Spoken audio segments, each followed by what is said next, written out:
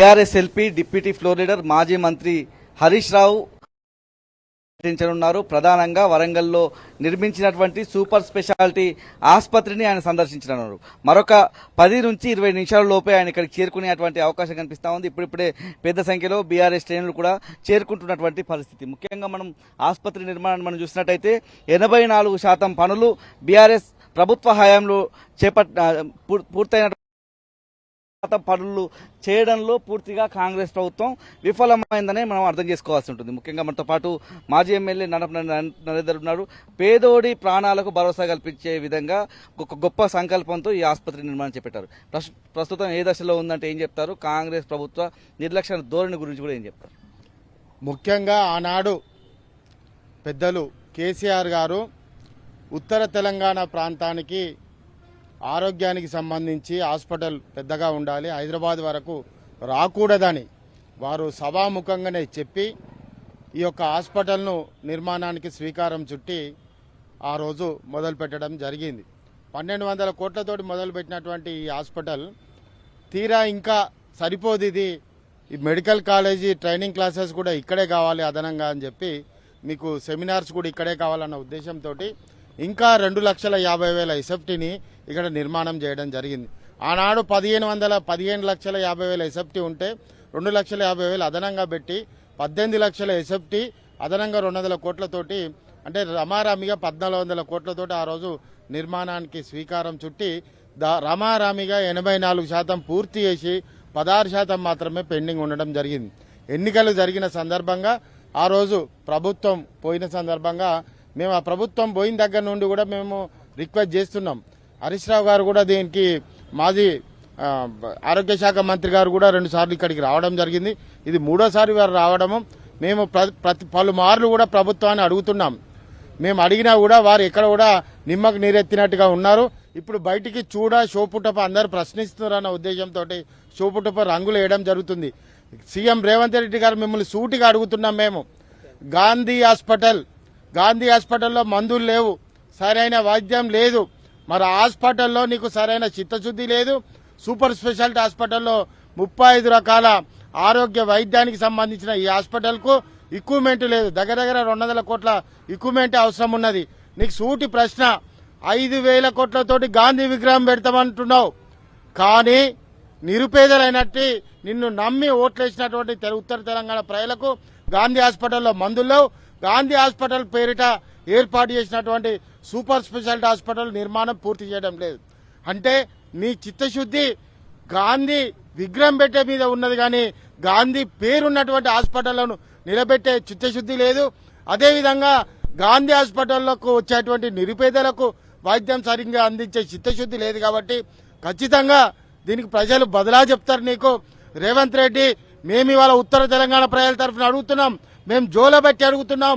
నీకు సిగ్గు శరం ఉంటే నువ్వు 5,000 కోట్లతోటి అక్కడ 500 మంది ఇండ్లు కూల్చే బదులు ఆ నిధులతోటే ఇక్కడ హాస్పిటల్ నిర్మాణం పూర్తి చేసి ఉత్తర తెలంగాణ ప్రజలకు ఇవ్వాలని మొదట ప్రాధాన్యపడి అడుగుతున్నాం. తర్వాత నీకు బుద్ధి చెప్పే విధంగా పూర్తి కాకుండా మాత్రం ఉంటుందని కూడా ఈ సందర్భంగా చెప్తున్నాం. ఈ ఆసుపత్రి ఏ విధంగా ఉండాలనేటువంటి సంకల్పం చేశారు? ఏ శాఖల సంబంధించినటువంటి వైద్య సదుపాయాలు తీసుకురావాలనుకున్నారు? ముఖ్యంగా 14 ఫ్లోర్ల వరకు వైద్య సేవలకు సంబంధించినటువంటి ఫ్లోర్లు, ఆ తర్వాత పీజీ విద్యార్థులకు సంబంధించి, సూపరింటెండెంట్లకు సంబంధించి ఎవరైతే వైద్యులు ఉంటారో వాళ్ళకి సంబంధించి బ్లడ్ సంబంధించినటువంటి ఆ యూనిట్ల కోసం, పూర్తిగా ల్యాబ్ కోసం ఇలాంటి ఒక పకడ్బందీ ప్రణాళిక చేసినటువంటి సందర్భంలో ఇది ఉపయోగంలోకి వస్తే ఎట్లాంటి ఆరోగ్య వరప్రదాయానిగా ఉత్తర తెలంగాణకు ఉంటుంది? ఈ హాస్పిటల్ యొక్క ప్రత్యేకత ఏంటంటే, ఒకవైపు కాలేజీ యూనివర్సిటీ, మెడికల్ యూనివర్సిటీ, అంటే తెలంగాణ రాష్ట్రంలో ఉన్న కాలేజీలన్నిటికీ యూనివర్సిటీ ఇదే ఎడమ భాగాన ఉంటుంది. కుడి భాగాన కాకతీయ మెడికల్ కాలేజ్ ఉంటుంది. దాని ప్రాంగణంలో ఉన్న దానికి మన రాష్ట్ర ప్రభుత్వం యొక్క కాంట్రిబ్యూషన్ కూడా ఉంది. కాబట్టి ఇది ఒక మెడికల్ హబ్గా ఇక్కడ సూపర్ స్పెషాలిటీ హాస్పిటల్ ఉండడం వల్ల ప్రపంచవ్యాప్తంగా కానీ దేశవ్యాప్తంగా కానీ సెమినార్లు అవుతాయి. కాలేయం తీసి కాలేయం పెట్టడం, అదేవిధంగా గుండె మార్పిడి చేయడం, అదేవిధంగా క్యాన్సర్కు సంబంధించి నిరుపేదలు ఎక్కడికి పోవాలో తెలియక, ఆరోగ్యశ్రీ సరిపడని వాళ్ళు, అదేవిధంగా సీఎం రిలీఫ్ సరిపడని వాళ్ళను వాళ్ళ ప్రాణాలను బతికించుకోవడం నిరుపేదల కోసం ఆనాడు కేసీఆర్ గారు తలసి ఈ హాస్పిటల్ నిర్మాణం చేయడం జరిగింది. ఆ రోజు పూజలో నేను కూడా కూర్చున్నాను. కేసీఆర్ గారు కొబ్బరికాయ కొట్టారు. ఇది ఏదైతే కేసీఆర్ గారి సంకల్పం ఉన్నదో నువ్వు నిర్వీర్యం చేస్తాం, కేసీఆర్ గారు ఆనవాళ్ళు లేకుండా చేస్తామన్నటువంటి మూర్ఖునివి నువ్వు. కాబట్టి ఇప్పుడు అడుగుతున్నాం, 5,000 కోట్ల గాంధీ విగ్రహం కంటే ఇక్కడ ఉత్తర తెలంగాణలో ఉన్నటువంటి 1.5 కోటి ప్రజల కోసం నువ్వు హాస్పిటల్ నిర్మాణం చేస్తావా చేయవా అని కూడా ఈరోజు ప్రశ్నిస్తున్నాం.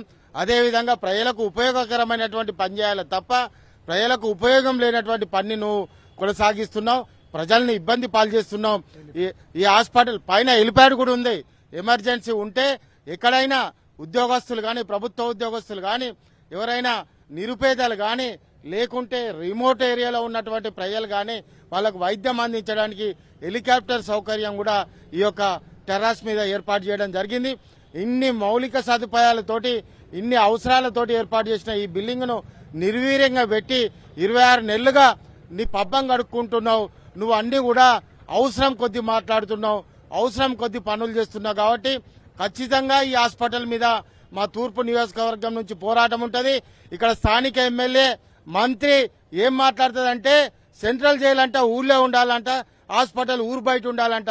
గంట తెలియకాలలో నువ్వు మంత్రి చేసినావు రేవంత్ రెడ్డి. ఇంత విజ్ఞత లేని వాళ్ళను, ఇంత విధేయత లేని వాళ్ళను ప్రజల పట్ల ఇటువంటి వ్యక్తులను తీసుకొచ్చి నువ్వు ముఖ్యమంత్రి బాపు 1 నంబర్ అయ్యేతో బేటా 10 నంబర్ అన్నట్టు ముఖ్యమంత్రి ఎట్లున్నాడో మీ మంత్రివర్గం కూడా అట్లా ఉన్నది. కాబట్టి హాస్పిటల్ నిర్మాణం పూర్తయి మీరు ఓపీ పెడతామని చూస్తున్నారు. మార్చిలో జూన్లో ఓపీ పెడితే ఒప్పుకునే ప్రసక్తే లేదు. దీంట్లో 35 రకాల వైద్య సౌకర్యాలను ఏర్పాటు చేసి 200 కోట్ల ఎక్విప్మెంట్ పెట్టేదానిక మా పోరాటం నిరంతరం సాగుతుందని కూడా ఈ సందర్భంగా ప్రభుత్వానికి, ముఖ్యంగా రేవంత్ రెడ్డికి, స్థానిక మంత్రికి హెచ్చరిక చేస్తున్నాం. పక్క ఎంజిఎంను నిర్వీర్యం చేశారు. అదంతా కూడా పూర్తి స్థాయిలో మనం గమనిస్తా ఉన్నాం. పాములు, తేళ్లు, కుక్కలు కూడా కలుస్తున్నటువంటి సందర్భం ఎంజిఎంలో కనిపిస్తుంది. పూర్తి స్థాయిలో ఎంజిఎం అంతా కూడా భ్రష్టు పట్టిపోయినటువంటి సందర్భం. అదే సందర్భంలో వరంగల్ సూపర్ స్పెషాలిటీ ఆసుపత్రి ప్రజలకు అందుబాటులోకి వస్తే చాలా మెరుగ్గా ఉంటుంది. పూర్తి స్థాయిలో పేద ప్రజలకు ప్రాణాలకు భరోసా కల్పించే విధంగా ఉంటుంది. ముఖ్యంగా గతంలో మంత్రి కొండా సురేఖ కూడా వ్యాఖ్య చేశారు, దీన్ని ఐటీ టవర్ గా మారుస్తామనే విధంగా. ఆఫ్ ది రికార్డులో చాలా మాటలు చెప్పారు. ఇంత పెద్ద ఆసుపత్రి ఎక్కడా లేదు, ఇక్కడ మాత్రమే ఎందుకు నిర్మించాలన్నటువంటి ప్రశ్నలు సంధించినటువంటి తరుణంలో ఉత్తర తెలంగాణ ప్రజలు, ఇక్కడ ఉన్నటువంటి వరంగల్ ప్రజలు వ్యతిరేకిస్తే, ఆగ్రహం వ్యక్తం చేస్తే మళ్ళీ ఈ వీటిని ఏదో మీద పనులు చేస్తున్నటువంటి పరిస్థితి. ఇది ఎప్పటికల్లా పూర్తయ్యే అవకాశం కనిపిస్తుంది. మీరు కూడా లోపలికి వెళ్ళి చూసి వచ్చారు కదా, ఎప్పటికల్లా పూర్తయ్యే అవకాశం ఉంది. నేను ఆయన హైదరాబాద్ ఎన్నికలు ఉన్నాయని ఉస్మానియా హాస్పిటల్ మొదలుపెట్టిండు. ఓకే, మరి వరంగల్ ఎన్నికలు కూడా ఉన్నాయి. రేవంత్ రెడ్డి నిన్ను తీసి బొందకు పెడతాం. వరంగల్ ఎన్నికలు కూడా ఉన్నాయి. మేము నిర్మించినటువంటి ఈ హాస్పిటల్ ఖచ్చితంగా ఈ హాస్పిటల్లో పోయిన డిసెంబర్లో ఒక జీవో తీసుకొచ్చే ప్రయత్నం చేసిళ్ళు. ఇంటర్నల్ ముఖ్యమంత్రి సమావేశం కూడా అయింది. ఆ సమావేశంలో ప్రధానంగా ఎంజిఎం హాస్పిటల్ ఇక్కడ షిఫ్ట్ చేసి ఎంజిఎం హాస్పిటల్లో కొత్త బంగ్లాలు నిర్మాణం చేయాలన్నది నిర్ణయం తీసుకున్నారు. ఉద్యోగస్తులకు ఇన్స్ట్రక్షన్స్ ఇచ్చిళ్ళు, స్టాండింగ్ ఇన్స్ట్రక్షన్స్ ఇవ్వడం జరిగింది. ఎంజిఎం సూపరింటెండెంట్ కూడా చెప్పడం జరిగింది. మళ్ళీ ఒక తర్వాత మధ్యలోనే ఐటీ సెక్టార్ పెడతామని చెప్పిళ్ళు. ఇట్లా రకరకాలుగా కాలం గడుపుతున్నారు తప్ప మీకు నిర్మాణాత్మకమైనటువంటి నిర్ణయాలు మీ పక్షాన లేవు. కాబట్టి మా నిర్ణయము మేము శ్రమించి మా ముఖ్యమంత్రి గారు, మాజీ ముఖ్యమంత్రి గారు కేసీఆర్ గారు ఆ రోజు ఉత్తర తెలంగాణ ప్రజల కోసం తలపించి ఏర్పాటు చేసిన ఈ హాస్పిటల్ పూర్తి స్థాయిలో 35 రకాల వైద్య అవసరాలను తీర్చే విధంగా, ఈ హాస్పిటల్ ఫంక్షనింగ్ వచ్చే విధంగా మా పోరాటం కొనసాగుతుంది. మీకు కూడా పర్టికులర్ గా చెప్తున్నాం రేవంత్ రెడ్డి, నువ్వు 5,000 కోట్లతోటి గాంధీ విగ్రహం పెడుతున్నావు కానీ గాంధీ పేరును కూడా నువ్వు నిర్వీర్యం చేసి కాలరాసే విధంగా ఇవాళ గాంధీ హాస్పిటల్ యొక్క పరిస్థితిని తీసుకొచ్చినావు. అదే నామకరణం చేసేటువంటి ఈ హాస్పిటల్ ను కూడా నిర్వీర్యం చేసే పరిస్థితిలో ఉన్నాం. కాబట్టి నువ్వు ఒక మూర్ఖునిగా ప్రవర్తిస్తున్నావు. నీ ఆలోచన విధానమే తప్పు. విగ్రహానికి ఇచ్చినటువంటి విలువ బతికున్నటువంటి మనుషులకు ఇస్తలేవు అన్నది కూడా మా యొక్క పూర్తి సారాంశము. ఖచ్చితంగా దీని మీద మా పోరాటం కొనసాగుతుందని కూడా ఇక్కడ కనుక అనుకున్న స్థాయిలో కేసీఆర్ ఆశయాలకు తగ్గట్టుగా ఇక్కడ నిర్మాణం జరిగి ఇక్కడ వైద్య సౌకర్యాలు లేకుండా మాత్రం మా పోరాటం నిరంతరం అది అయ్యే వరకు కొనసాగుతుందని కూడా చెప్తున్నాం. బీఆర్ఎస్ వర్కింగ్ ప్రెసిడెంట్ కేటీఆర్ కావచ్చు, బీఆర్ఎస్ ఎల్పీ డిప్యూటీ లీడర్ గా ఉన్నటువంటి హరీష్ రావు కావచ్చు, ఏ జిల్లాకు వెళ్ళినా ఆ సమస్యలను ప్రస్తావిస్తే దిద్దుబాటు చర్యలకైతే సర్కార్ కనిపిస్తుంది. ముఖ్యంగా మొన్న దేవాదులకు వచ్చినటువంటి సందర్భంలో రేవంత్ రెడ్డి ఆ దేవాదుల పంప్ హౌస్ దగ్గరికి వెళ్లి ఇంటేక్ దగ్గరికి వెళ్ళినటువంటి సందర్భం కూడా చూసాం. ఇవాళ హరీష్ రావు ఇక్కడికి రావడం వల్ల ప్రభుత్వం ఎట్లాంటి దిద్దుబాటు చర్యలు చేపట్టే అవకాశం ఉందంటే ఏం చెప్తాం మనం ముందు చెప్తాం.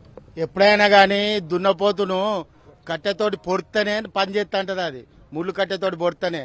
రేవంత్ రెడ్డి కూడా దున్నపోతు లాంటోడు. ఆ ముళ్ళు కర్రతోటి మేము వచ్చి పొడుతా ఉంటే ఈ పనులు చేస్తాను తప్ప మరి దున్నపోతు మీద నీళ్లు పోసినట్టే ఈ ప్రభుత్వానికి. కాబట్టి మేము ఇక్కడ కూడా ఒక ముళ్ళు కట్టెతోటి పొడిచేదానికే ఈరోజు హరీష్ రావు గారు వస్తున్నారు. ఖచ్చితంగా ముళ్ళు కట్టెతోటి పొడితే నువ్వు పూర్తి చేస్తావా లేక దేనితోటి పొడితే పూర్తి చేస్తావా అన్నది కూడా కాలం చెప్తుంది. ఇది మొత్తంగా చూసినట్టయితే పూర్తిగా 84% మేర పనులు బీఆర్ఎస్ సర్కార్ ఉన్నప్పుడు జరిగితే ఈ మిగతా 16% పనులు చేయడానికి చాలా జాప్యం అయితే కాంగ్రెస్ ప్రభుత్వ హయాంలో కొనసాగుతుంది. ఇటీవల BRS LP deputy floor leader Harish Rao Devannapeta దగ్గర ఉన్నటువంటి పరిశీలించినటువంటి సందర్భంలో ఆ తర్వాత రోజు రేవంత్ రెడ్డి వచ్చి దేవాదుల ఇంటేక్ దగ్గర సందర్శించి వెళ్ళినటువంటి పరిస్థితి మనం చూస్తా ఉన్నాం. వరంగల్ సూపర్ స్పెషాలిటీ ఆసుపత్రికి కూడా సందర్శన కోసం హరీష్ రావు వస్తున్నటువంటి నేపథ్యంలో ప్రభుత్వం ఏ దిద్దుబాటు చర్యలు తీసుకుంటుందో హరీష్ రావు పర్యటన తర్వాత మనం వేచి చూడాల్సి ఉంటుంది. Alright Ravikant, thank you.